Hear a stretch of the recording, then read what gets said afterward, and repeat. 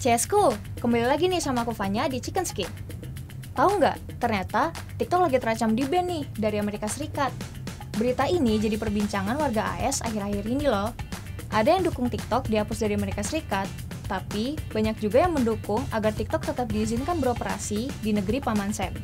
Nah, kenapa tuh? Kok ada rencana Amerika nge-ban TikTok?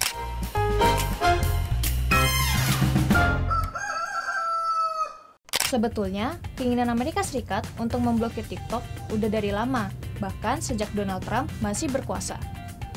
AS nuduh TikTok dan perusahaan induknya ByteDance untuk mencuri data-data pengguna dan membagikannya ke pemerintah China. Tuduhan Washington didasarkan pada adanya Undang-Undang China pada tahun 2017. Terlebih, pengguna TikTok di AS kini mencapai 170 juta orang. Undang-undang itu meminta perusahaan teknologi informasi untuk membagi data personal pengguna platform ke pemerintah China dengan alasan keamanan nasional. Wah, dengar kayak gitu, Amerika Serikat kepanasan. Mereka pun mendesak TikTok untuk melindungi data pengguna warganya dan tidak membagikannya ke China. Pihak TikTok meyakinkan AS bahwa data penggunanya dilindungi. Bahkan, TikTok klaim penyimpanan data pengguna di server yang berada di wilayah AS. Nah, tapi upaya TikTok meyakini pemerintah AS masih kurang cukup.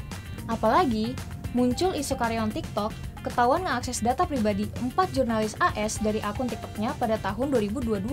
Isu keberadaan TikTok dan keamanan nasional AS pun makin panas. Isu keamanan data inilah yang membuat Kongres AS beberapa kali memanggil CEO TikTok, Shou Zi Chew, selama kurang lebih setahun lamanya. Dalam setiap pertemuan, Kongres AS bertanya perihal keamanan data pengguna. Kongres AS menuduh TikTok telah membagikan data pengguna AS ke Partai Komunis China. Bahkan, Kongres mencurigai Shou Zi sebagai mata-mata Partai Komunis China dan berkebangsaan China.